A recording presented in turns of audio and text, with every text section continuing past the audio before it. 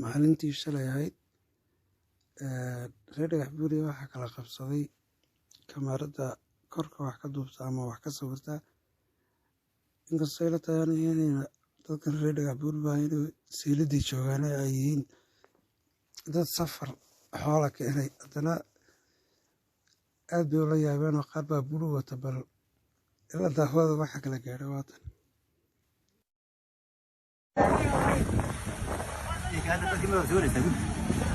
وعاونا وزاد زوجتي نعم ما قالش ما زوجتي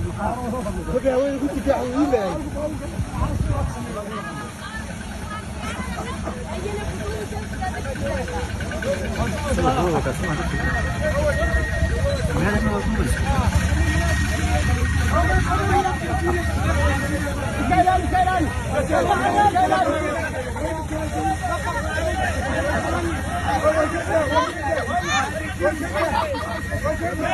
Thank you.